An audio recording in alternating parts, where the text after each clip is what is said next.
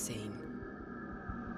Overrun with bizarre creatures that live on and in every part of your body. It's an animal, it's on your face, and we don't know very much about it. Yet they are affecting us in ways we never imagined. But now, for the first time, we can explore this unknown world. They're an absolutely essential component of what we are. This is a struggle of life and death. If we got rid of all the microbes on us and inside us, we would die. So doctors are even reintroducing bugs into our bodies. The larvae are alive, they're going through the skin.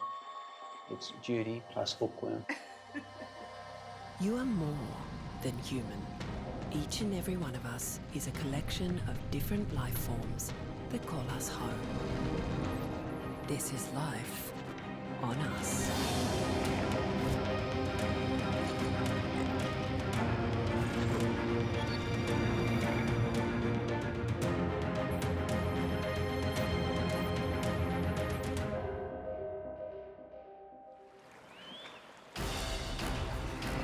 Life is an endless fight. A battle for food and sex. But often the winning strategy is a balance of power. A truce between rivals. The same happens inside our bodies, where trillions of organisms have evolved to share us. There are worms in your bowel. Colonies of bacteria on your teeth. Fungi thrive in your lungs. And viruses embed themselves in your DNA.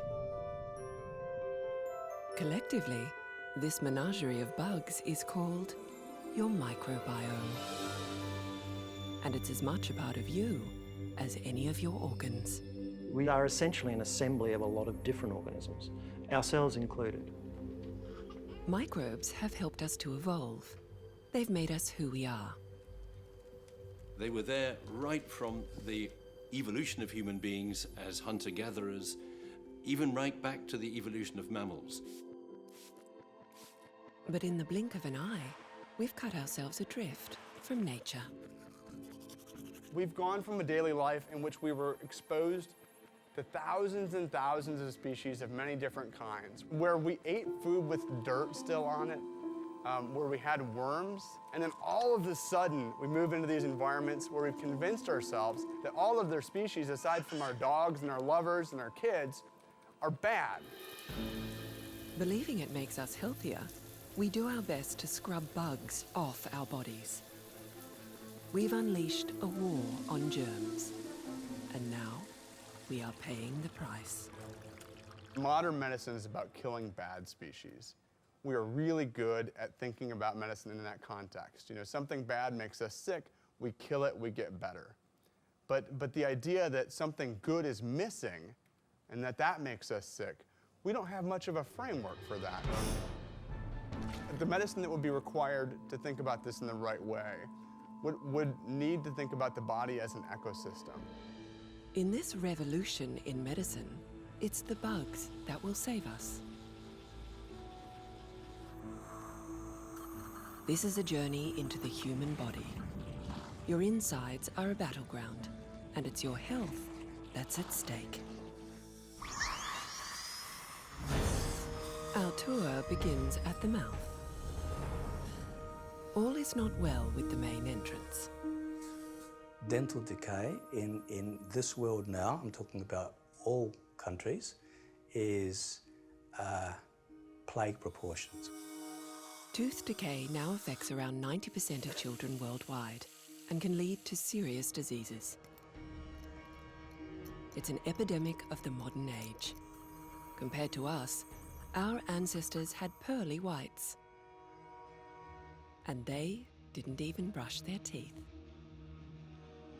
It's a mystery that fascinated DNA detective Professor Alan Cooper. He's been studying teeth throughout the ages. When you do look at the hunter-gatherer populations, you see very little signs of dental caries, the holes in your teeth. They look in really good nick. But the closer we come to modern people, the worse the teeth become. As soon as you start moving from the hunter-gatherer phase into the farming phase, the teeth look terrible. You know, there's dental caries, there's gum disease because of the bacteria around the base of the teeth, nasty pathologies. And the consequences are far more profound than bad teeth.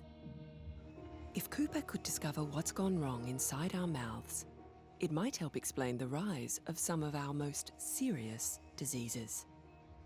We think, oh, well, we get a bit of bleeding gums, we have to go to the dentist a bit, no big deal, we get holes in our teeth. What we don't realise is that the bacteria are leaking down through those inflamed gums into our blood system from stimulating all sorts of immune responses. And these immune responses are now being linked increasingly to a huge range of modern Western diseases: cardiovascular disease, diabetes, hypertension, premature birth, cancer, the list goes on and on. In one way or another, the key to it all is bacteria. There are more than 100 million bacteria in every drop of saliva, an ecosystem of 700 different species.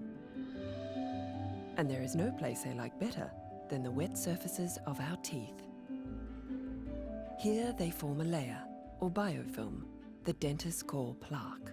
It happens every night when we're sleeping. The plaque, the layer of bacteria on our teeth, gets calcified and slowly builds up over time. This is what the dentist is removing. We provide bacteria with a home, which is just as well, because without them, we'd have no teeth. The microbes in our mouth protect us from the food we eat. We have evolved in the presence of acids. Most foods that we eat, most of our diet is essentially acidic. At the same time, the enamel, which makes up the outside surface of the tooth, is inorganic and will dissolve in acid. So here we've got this conundrum trying to work out, well, what's happening here? How does a tooth stop from dissolving? The answer is biofilm, a dense layer of bacteria that's stuck on our teeth. As acid eats away at the enamel, bacteria fills in the holes. The tooth starts to dissolve, then the raw products of this process get caught into the biofilm and in the right environment get reused to heal the tooth. In a healthy mouth, everything works in balance, and the good bacteria protects us from decay. These microscopic dentists have looked after our teeth for much of our evolution. So what's changed? We can only judge that if we've got an idea about what it looked like beforehand. But there was a problem. There's no bacteria left alive on the teeth of museum skulls. There seemed to be no way that we could actually get a look at what a bacterial microbiome would look like in the past until we thought about this calcified plaque on the teeth. It was an ingenious solution. Locked in the plaque of our ancestors were the fossilized remains of vast numbers of bacteria. And compared to us, there was a striking difference. Everything goes completely strange when the Industrial Revolution comes in, 1850, and suddenly you're getting large amounts of processed sugar and flour become available. And at that point, the diversity of the bacteria in the mouth just drops away. And huge amounts of these pathogenic bacteria become very obvious in everybody we look at. A bunch of disease-causing bacteria has taken over our mouth. They thrive on our modern diet of processed food, and that's changed the game. These organisms tend to be little acid factories, producing acid onto the tooth surface, which then starts to dissolve the enamel away and lower the pH of the environment, and they are able to withstand that low pH, that harsh condition that other microbes in the mouth aren't. The good bacteria that don't like living in acid conditions, good bacteria that normally keep the bad bacteria under control, just like in the gut, then these die off. Our changing diet unleashed a war inside our mouth. And the bad guys are winning. Acidity in our mouth is a problem, but there's one place where we couldn't do without it. Our stomach.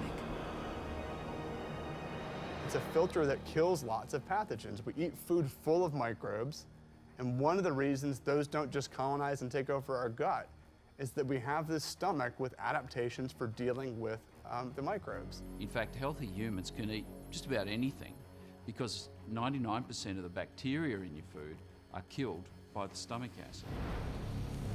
It's certainly enough to dissolve nails, and you have these stories over the years of people who try to kill themselves by eating razor blades or nails, etc. And a few months later, you look in their stomach and you can only find a few old rusty fragments. It's almost totally digested. The only bacteria that survives the acid bath is the bug called the gastric demon, Helicobacter pylori. Helicobacter is very, very interesting. It's somewhere in between a harmful one and a harmless, beneficial one. No one knows this bug better than Australian Barry Marshall.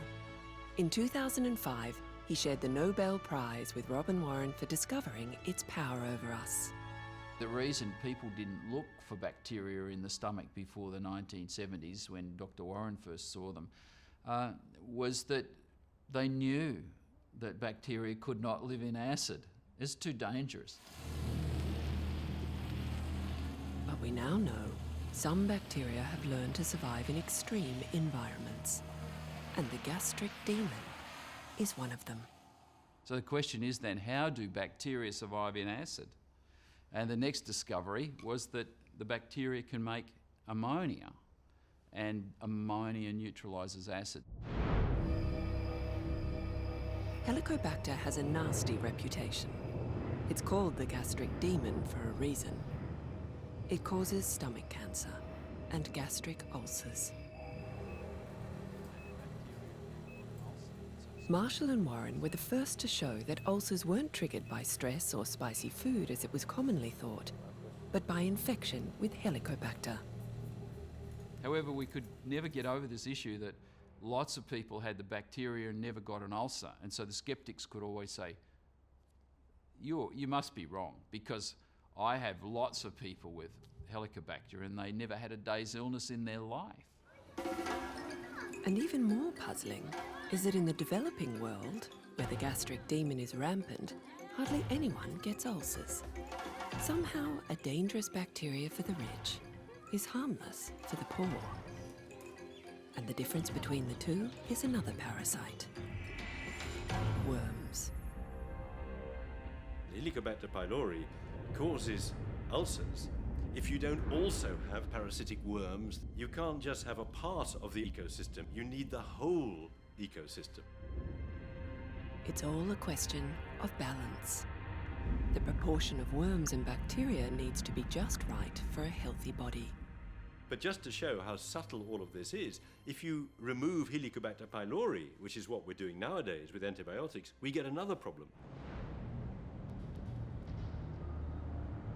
The eviction of Helicobacter in the Western world has contributed to the rise of new diseases like asthma and allergies.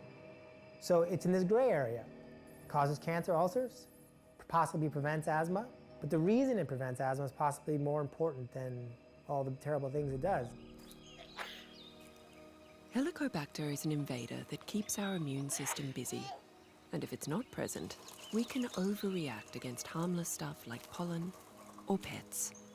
If you could find the correct strain, which you could control, then I think it would resurrect Helicobacter as a useful bacteria.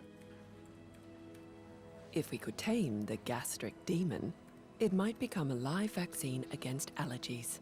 So I think there are all kinds of possibilities. I'm quite excited about it.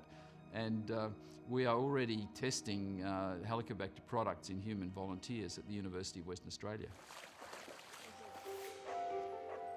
Bacteria, fungi, and worms are invading us all the time. In fact, they come as a side order with every bite you take. But some people can't get enough of these nasty parasites. They want more.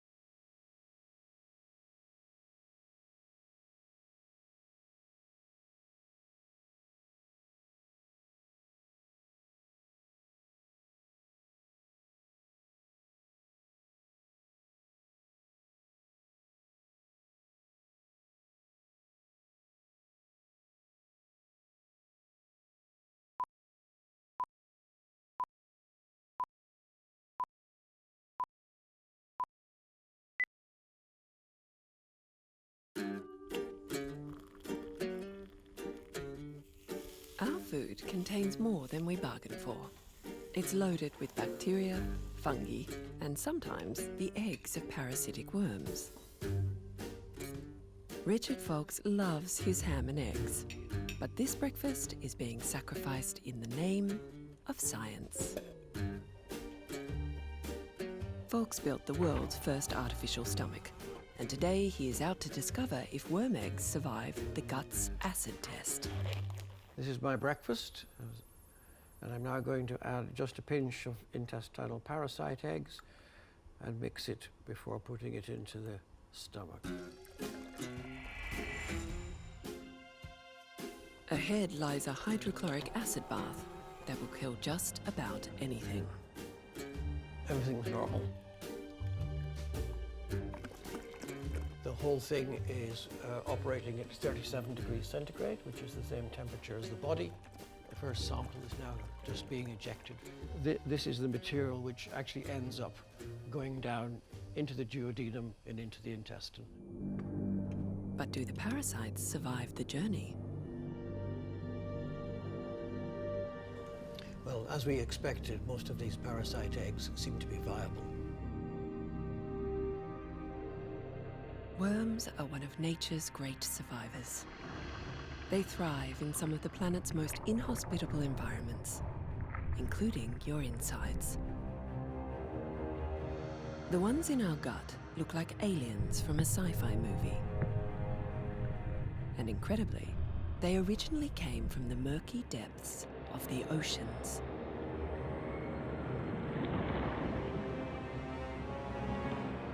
They were able to come on land by colonizing the guts of animals, including us. They're after a rich food supply, your blood. Parasitic worms love us, and in turn, we are beginning to love them back. If I had Crohn's disease or ulcerative colitis or multiple sclerosis, I would infect myself without hesitation. A colleague and I gave ourselves hookworms, and my colleague had 20 hookworms, and I only had 6. And being a competitive person, I thought, well, I'm going to get more. Dr. John Crows and Alex Lucas are hooked on worms. Worms are both bad and good. In developed countries, where we are well nourished, worms are potentially good. The medical use of worms is now being put to the test. Hugh Sheardown is suffering from celiac disease, a nasty reaction to gluten that causes severe diarrhea and pain. He and Judy Noonan are part of a pioneering clinical trial. We are experimentally infecting these people with hookworms to see if the infection has a therapeutic benefit on their Crohn's disease or celiac disease. These are diseases where the immune system attacks the lining of the intestines, causing chronic inflammation. So how can worms fix the problem? The last thing a worm wants to do is have our immune system eject it. They modulate the immune system and send it in a direction that just generally dampens inflammation, and that protects them, stops them from being attacked. But the benefit of that is that inflammation in general is suppressed. As it turns out, it's the worm's spit that carries the magic ingredient. As a hookworm attaches, it releases all sorts of salivary proteins, and some of those have immunosuppressive properties. With worms on board, Hugh's immune system is turned down and should stop overreacting to gluten in pasta. The aim is to use hookworm to change the immune response to gluten. For people with celiac disease, any amount of pasta can be dangerous. 6 weeks with worms, and Hugh's reached a milestone. It's a tiny morsel, but previously, even this would have made him sick. When we reintroduce gluten to celiacs who have hookworm infection, that their response will be muted and they'll start to tolerate low doses of gluten. For Hugh Sheardown, the experiment was a success. At the end of the trial, he could eat a full bowl of pasta. Live worm therapy is a good proof of concept, but I don't think it will ever become a scalable, widely used method of treating inflammation. However, if we can identify and harness the actual molecules that are responsible, we can then turn those into a much more conventional type of drug. But desperate patients aren't willing to wait. An approved drug will take many years to develop. Nice to see you. Come on, please. Welcome. So the seriously ill are signing up for treatments in the hookworm underground. Originally, I was diagnosed with ulcerative colitis, and because those medications weren't working for me, they switched it to irritable bowel syndrome. Can I have your arm, please? People should be allowed to pursue alternative therapies, especially when the other possibilities seem not so great. On the other hand, if it's not proven to work, then you don't know it works. Then you're basically just buying into a dream. Velasquez Manoff is a science writer, but his interest in alternative therapy is very personal. My whole life I've had asthma, I've had food allergies, and I've had, starting at age 11, I have an autoimmune disorder called alopecia areata, which means my immune system turned on my hair follicles, basically shutting them down. After researching his health problems, Moises made arrangements to be inoculated with the so-called American murderer, Necator americanus. It's a parasite that has plagued humanity for centuries.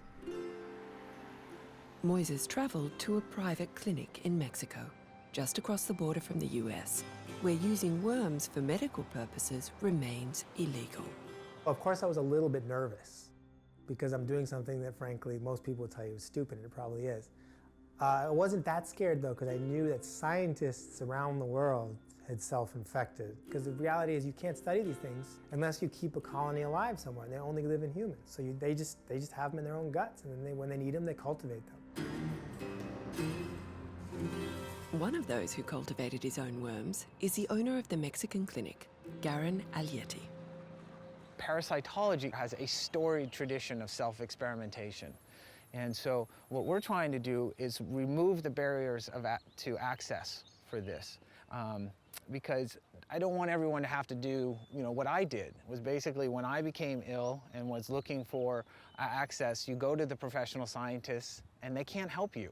Right? They're bound by institutional review boards and professional standards and appropriate treatment corridors. Gaudry Alietti's life was plagued by chronic immune disorders. Conventional medicine offered no help. So in desperation, he turned to worms. But first, he had to find them. He traveled to Peru, where the American murderer was common. Collecting worms is not for the faint-hearted. The process requires doing something called a latrine survey. A latrine survey basically means just taking samples of soil and feces and collecting it and cataloging it. It's just about as much fun as it sounds. I think it was the Ortiz family was the one that turned out to be the hottest one. And the thing that I wasn't prepared for is that I had to beat the chickens because the chickens were going down to eat it. And if they got there first, then everything was going to be gone. So I had to go, me running around trying to get to the chickens. After harvesting his medicine, Alietti infested himself with 7 microscopic larvae. And the offspring of those worms are now used by doctors to treat patients in his clinic. Once inside us, the hookworms face a perilous journey, yet they are well adapted to the challenges our body throws at them. If you apply 50 live hookworm larvae to the skin, you can be assured that those 50 larvae will get into the gut. The larvae hitchhike aboard blood vessels and flow through the bloodstream like rafters on a river. They will pass through the heart before reaching the lung. They're going to irritate the lung a little bit. Lungs are going to produce a little bit more of phlegm. The phlegm goes all the way to your throat and you swallow it, okay? So they got into the stomach, which is full of acid. But the phlegm is actually protecting the worm, so they're going to get burned by the acid. That's nature. Once the worms reach the intestines, they announce themselves to the immune system by taking their first bloody meal. And that sucks. The side effect phase was a bit of an experience. And had I not been so committed to never doing a latrine survey again, I don't know if I would have gotten through it. Those side effects include cramps, nausea, and diarrhea, the body's natural response to shake itself free of the parasites. They are painful to have. Those symptoms sort of waned over time, and I also saw some benefits, like about let's say 4 months after I took the parasites was hay fever season. For the first half of hay fever season, I completely lost my allergies. It was amazing. I never lost my food allergies. I still had those. The worms can manipulate our immune system in a way that modern medicine is yet to match. So I think just because you can kill all the worms doesn't mean it's necessarily a good idea to kill all the worms. So it does work for some people. It also doesn't work. I interviewed some people who got worse, so I actually would not recommend it. On the other hand, it doesn't change any of the evolutionary argument that we're making here, and that is that our immune system comes to expect stimuli like these, and we need to replace it somehow. These therapies remain unproven, but one way or another, worms are forcing us to reconsider our approach to treating Western diseases. But they are just one of our microscopic tenants. There are 100 trillion more in the most unloved place of our body, the colon. Gastroenterologist Thomas Borody discovered the power of poo, and he's saving lives with it.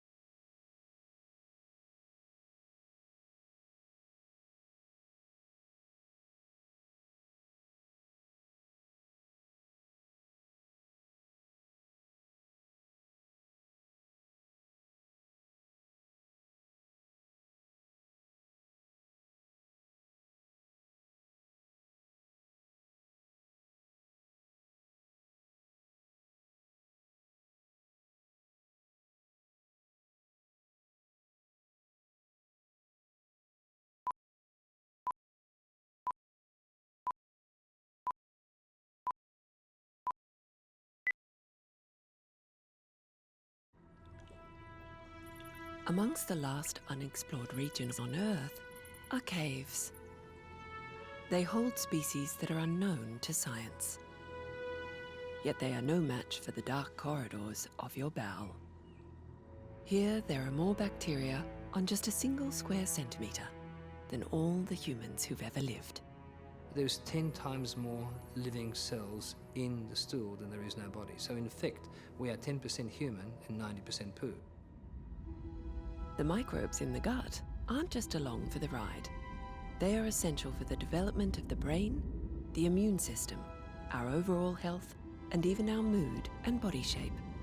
These bacteria, depending on the composition, can control weight gain, weight loss, and development of insulin resistance. So there's a large, sort of vast mechanisms that are inside our bowel flora that are responsible, which are just emerging.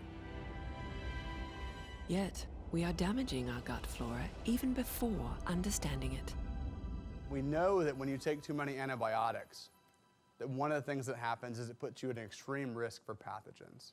It kills off all of the friendlies, and so then the bad bacterium takes over and the patient dies.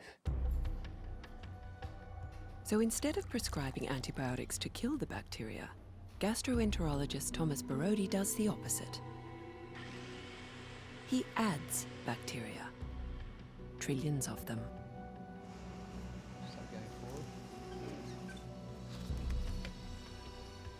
Professor Borody is the pioneer of fecal transplants. To treat digestive diseases, he replaces infected gut flora with healthy poo. Well, it's still disgusting to me as well. I'm just like anybody else. But you see the potential because it, in its healthy form, with full diversity, lots of bacteria, is able to enter another person's bowel and kill off bugs that cause disease. Despite all we've learned of poo being smelly waste, for Borody, it's medicine. Our colon is a factory, producing bacteria that thrives on foods we can't digest. The bacteria eat them. When bacteria eat them, they multiply, so we have to let them out the other end, and that's why we defecate. And defecate we do. An average person will produce more than 4 tons of feces in their lifetime.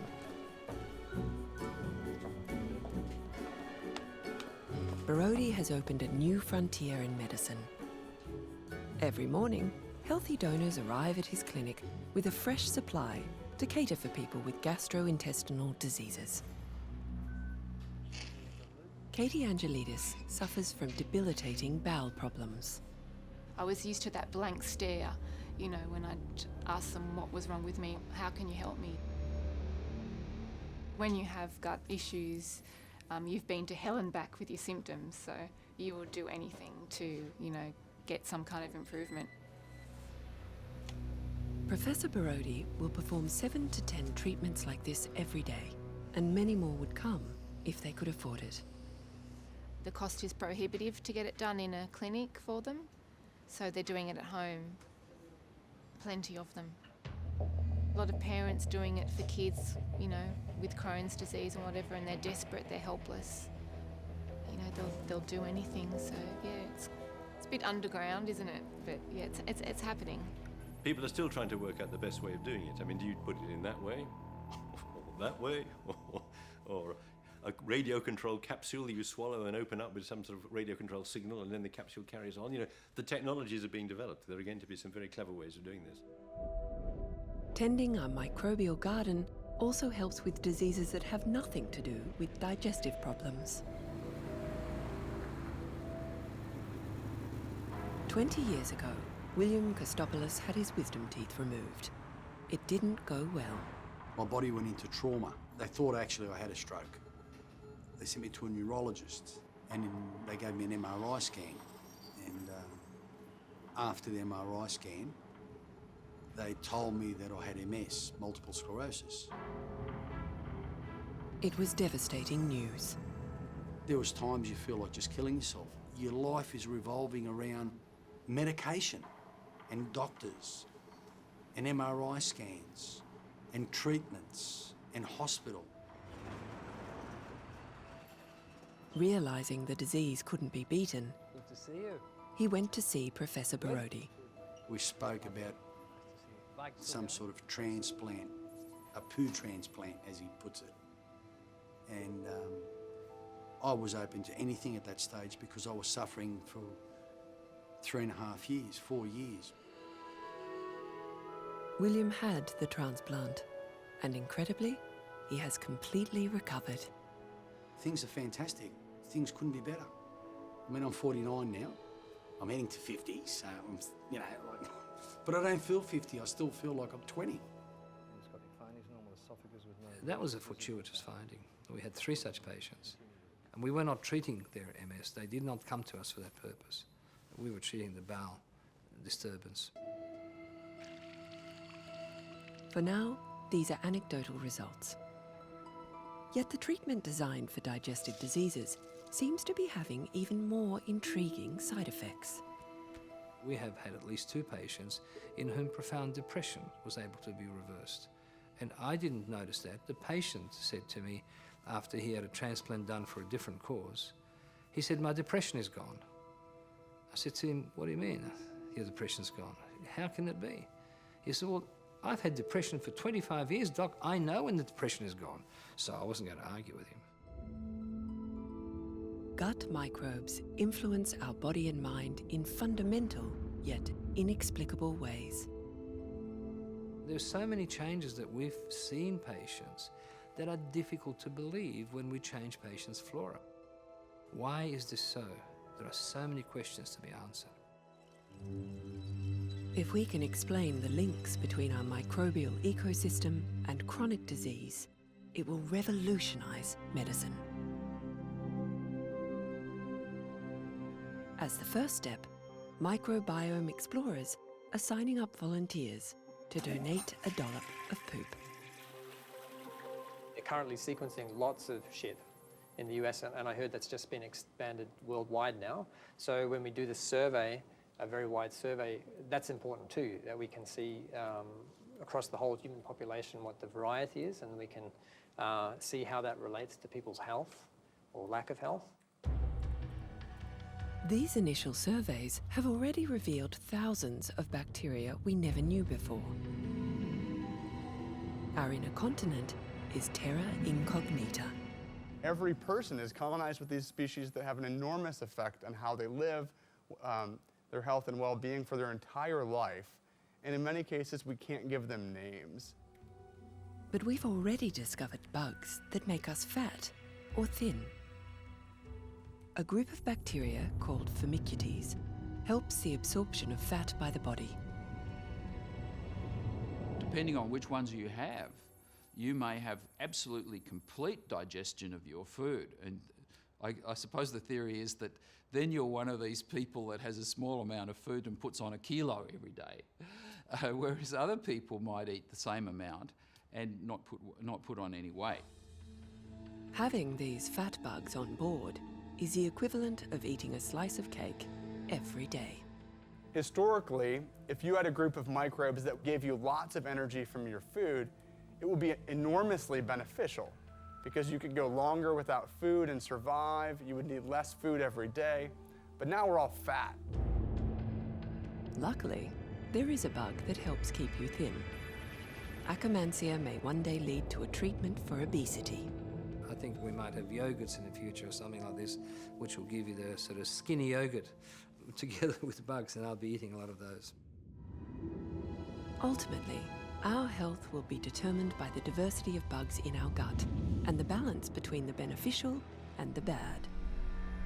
And that varies from one culture to the next.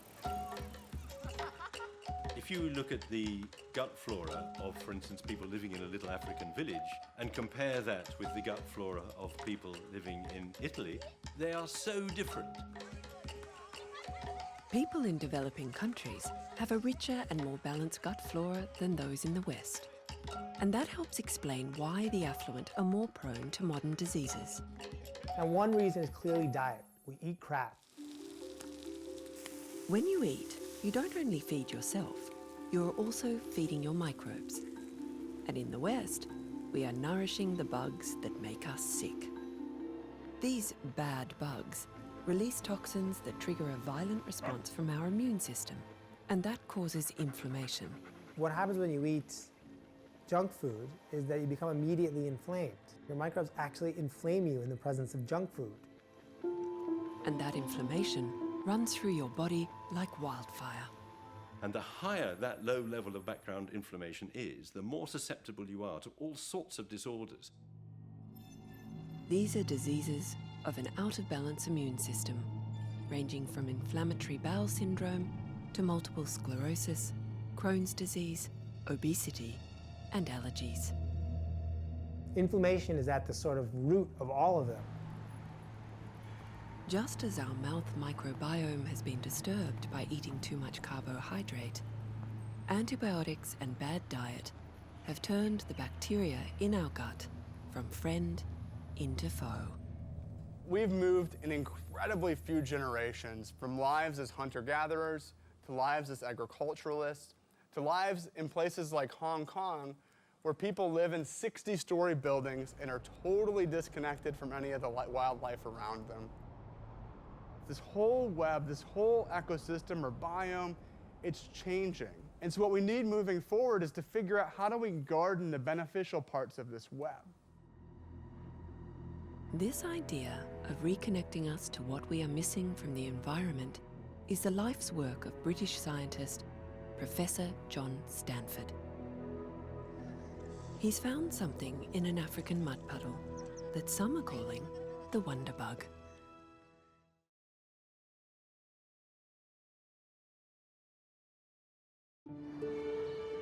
Cynthia Stanford had a rare condition called Raynaud's disease. Her fingers turned numb and white when exposed to cold. Jobs in the kitchen were a problem, washing up or peeling carrots, peeling potatoes. My fingers used to go into total whiteout and be unusable. By coincidence, her husband, Professor John Stanford, was testing a new vaccine for leprosy.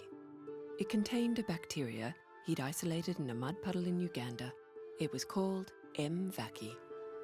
Since we were the ones that had developed it, we wanted to try it on ourselves first before we gave it to anybody else.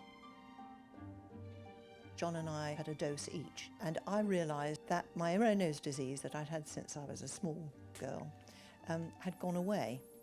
And so after that, we lined up all the rest of the family who also had Raynaud's disease, but they also had other things.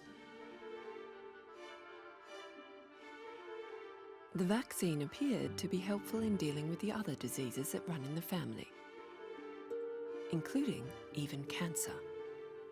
My mother had cancer at the same time as her Raynaud's disease, which disappeared, including spinal secondaries. She had her M. vacci injection, and then a month or so afterwards, when she went for radiological assessment before having the radiation, they said, well, they've disappeared.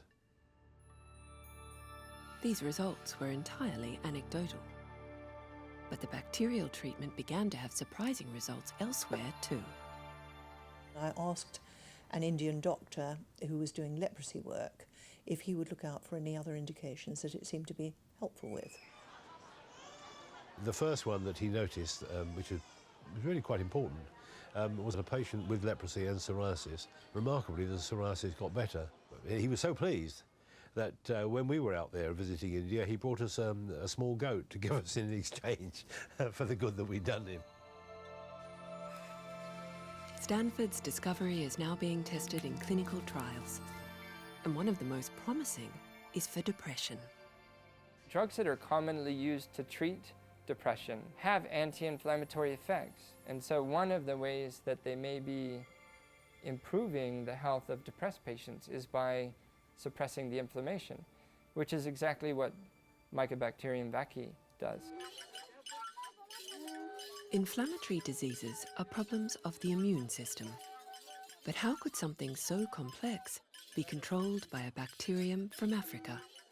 Humans co-evolved with these bacteria throughout evolution, and so it's thought that until about the last 50 years or so, we would have consumed milligram quantities of these bacteria. So the immune system began to rely on the presence of these things to turn on the police force, if you like, of the immune system.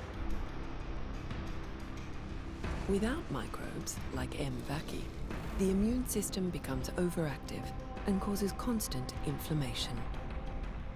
We spent all this time thinking about our immune system as this machine that repelled microbes, that just zapped them left and right, like one of those fly zappers.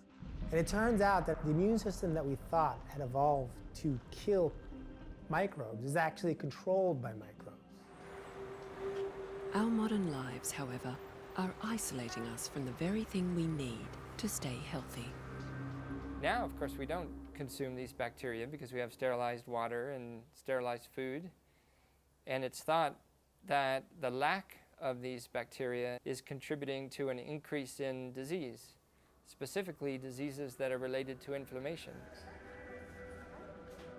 The evidence now strongly suggests that the rise in these diseases is a result of our isolation from the microbes we've evolved with.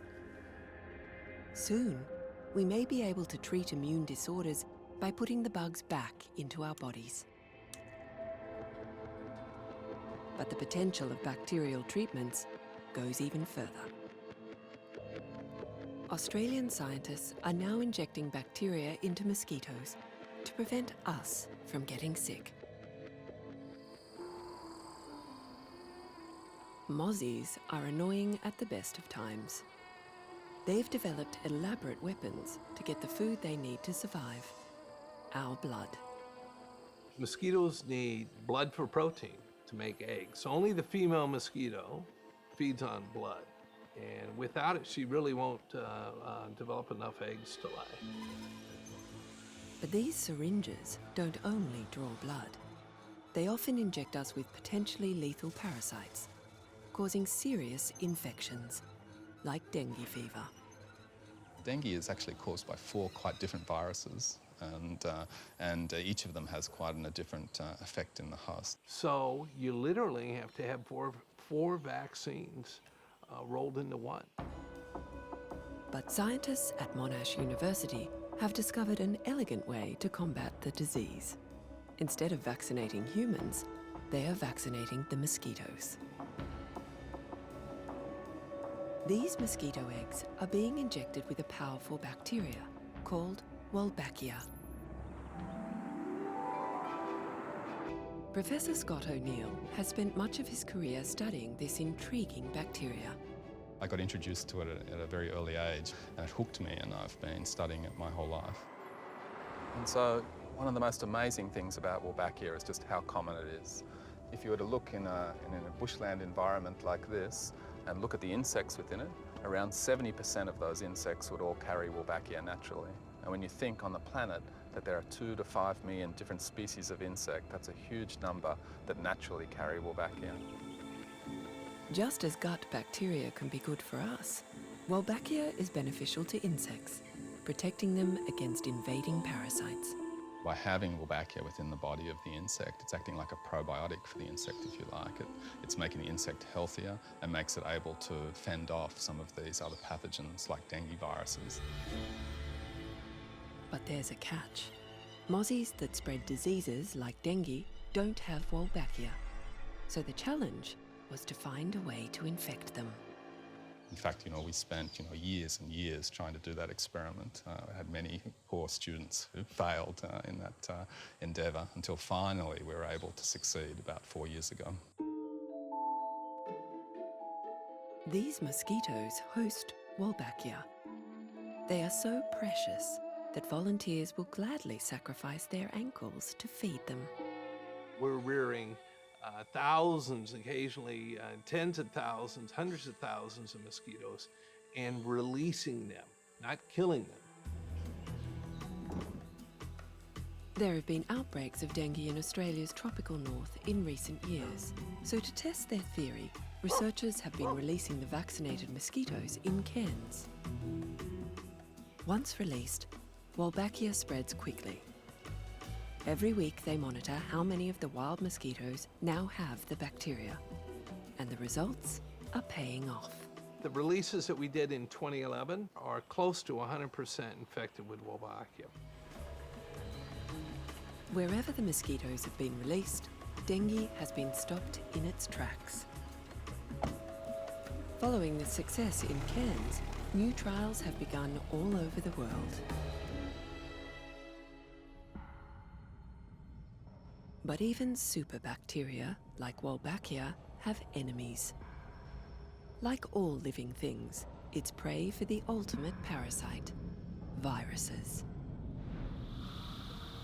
They are all around us, in the air, in the soil, in the oceans, and right now, 3 trillion are inside you.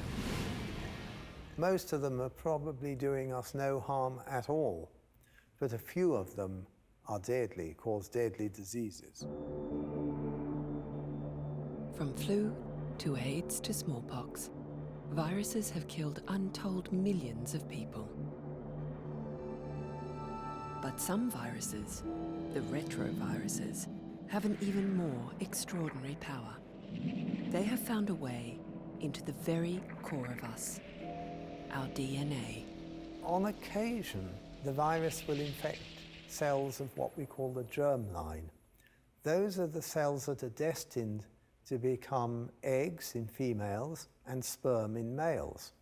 And if they infect those cells and get into the chromosomes, then these retroviruses get a free ride to the next generation. Robin Weiss was the first to prove that viruses not only cause disease, they can become genes. It was a eureka moment to realize that something that we think of as an infectious agent, as a virus going from one person to another, can be part of the normal inheritance. This was a mind-blowing discovery. By transforming into genes, retroviruses can replicate for millions of years. They are the ultimate survivors. Their reason for living is to replicate themselves. So if you can embed yourself into another host that's going to replicate your genome for you, you've probably reached nirvana. These viral invasions of DNA are rare events, occurring perhaps once in a million years. Yet amazingly, one is unfolding right now in front of our eyes. Veterinarian John Hanger noticed that something unusual was killing the Australian icon, the koala. It seemed almost inevitable. If they rang me up and said, oh, we've got a sick koala, 9 times out of 10, it was a koala that was sick with leukemia or lymphoma. It was so common. When he investigated, Hanger discovered a retrovirus in the cancerous tissues. Every single koala that we looked at and every single tissue that we isolated some DNA from and tested, they were all positive for the retrovirus. It's the first time we see it. On the other hand, it's an example of what we know has been happening during evolution in any case. We are the survivors of viral invasions like the one that is waging war on koalas. Human DNA is littered with the fossil remains of these ancient battles. It's amazing, really. About 8% of our DNA sequences in our human DNA is derived from retroviruses. We are chock-a-block with fossil retroviruses. Until recently, these genes were considered insignificant, nothing more than junk. But we now understand that these genetic fossils have actually played a key role in evolution. In fact, without them, we couldn't be born. The same trick a virus uses to infect cells now allows a mother and fetus to fuse together through the placenta. This makes a very good, efficient barrier between the mother and the fetus that is protective, but allows nutrients and oxygen to get across. Thanks to a protein that was once, millions of years ago, a protein used by the virus to infect cells. We shouldn't think of them as a scary part of our machinery. They're an absolutely essential component of what we are. An ancient retrovirus now intimately bonds with every person on Earth. And it's just one of the trillions of organisms that call us home. Microbes define our life, and even our evolution. Would your personality be different without all your microbes? I think probably. Would what you get from your food be different? Certainly. Would you differ in other ways we haven't yet thought about? Almost assuredly. And so our existence is part of this complexity of life.